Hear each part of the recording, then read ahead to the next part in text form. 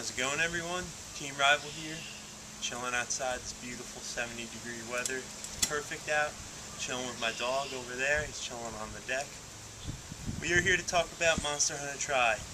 Got a Capri Sun, Pacific Cooler flavor. That's satisfying.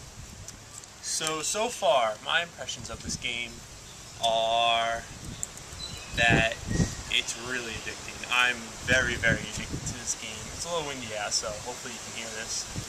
But the online in this game is unlike anything I've ever played. I didn't know the Wii was capable of this kind of online. And this game proves that hardcore games can sell and perform well on the Wii, which is a quote-unquote kiddie system, as people call it, a family system, whatever you want to call it, budget system, whatever.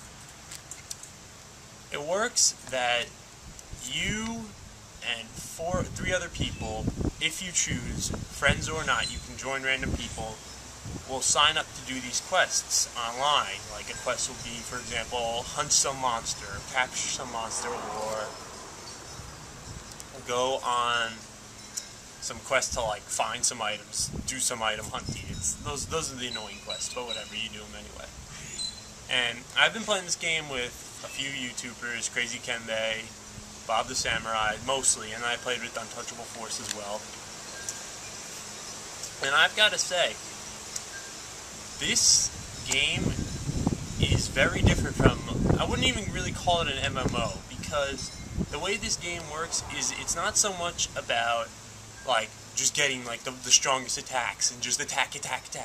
You have to balance it along with defense, and it's really all about survival, because these monsters, when you first fight them, they're gonna kick your ass if you don't go in there with some sort of strategy or some sort of mindset of you're gonna try to dodge all the moves, or you're gonna like use the items you have, the traps, and then attack then, or have someone use a healing horn or something like that, and they'll be like the support character, and everyone else will be on the offensive. There's a few different weapons you can pick in this game. Personally, for me, just because you really don't make that much money in this game, because the way it works is that, if I understand this correctly, is that let's say you go on a quest with two people, the pot will be split down the middle. So each person, let's say it's 2,000, and you'll each get 1,000. If you go on with 4 people and it's a $2,000 pot, you'll only get 500.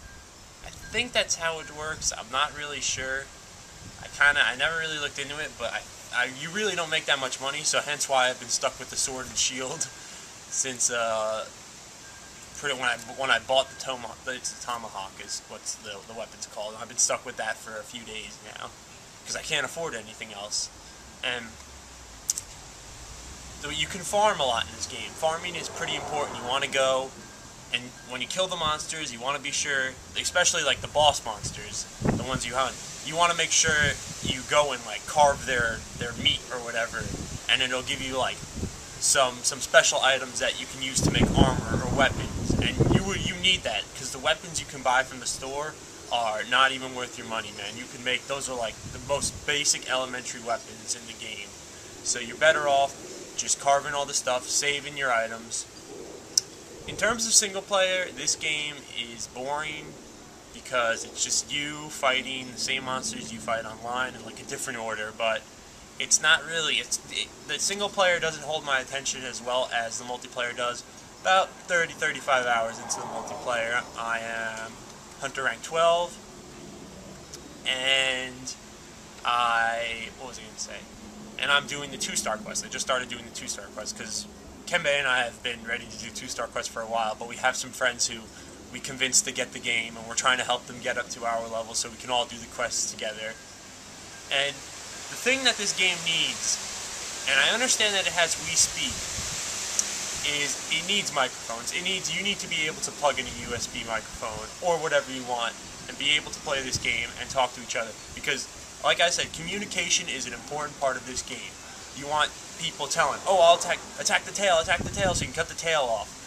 And then the monster will be pretty much defenseless because it won't be able to swing the tail at you or whatever.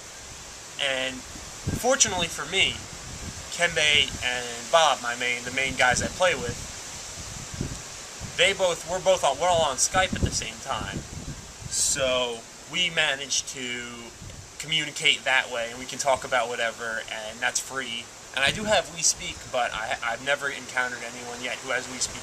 But let's say, for example, I was playing with Untouchable Force, who I don't have his Skype. So him and I are trying to communicate through text, and I don't have a USB keyboard because those are like $40, and I'm not dropping $40 on a keyboard for one game. Yet. Maybe. I'm thinking about it. But, so it's really difficult for me using the controller, which I'll get to the controller in a second. It's really difficult for me to be fighting a monster and like typing to him at the same time. And the Classic Controller Pro was worth every single cent. And that controller is a godsend for this game, and I mean an absolute godsend.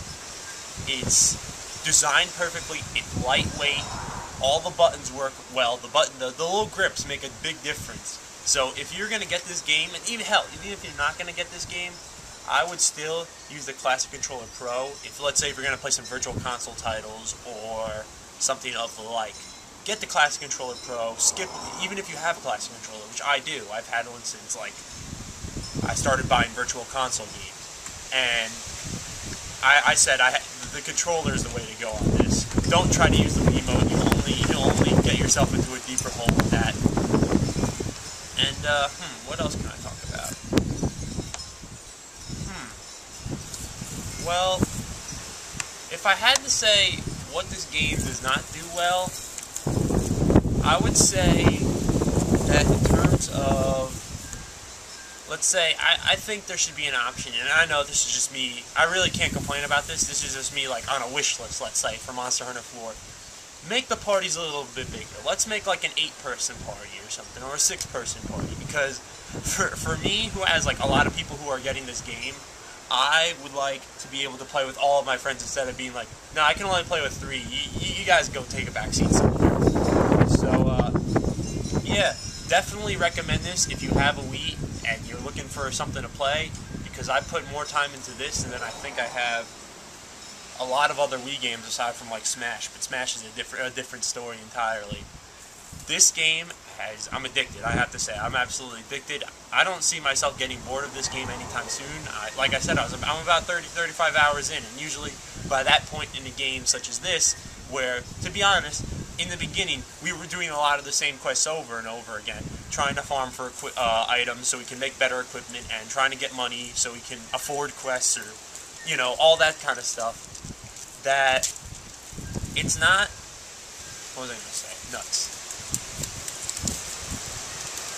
Is that it doesn't really get boring. It really doesn't. And that's kind of something that they've really mastered in this game, is that even though you're fighting the same monster over and over again, it's really never the same thing twice. The AI is always changing.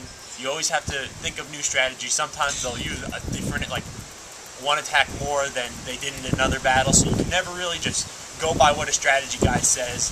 You kind of have to play it by ear. So, guys, that's my impressions on Monster Hunter 3. Hit me up if you get this game. I would love to play with you guys. I've been playing, like I said, I've been playing with a couple of friends. Always looking for a fourth man. So, yeah, take it easy.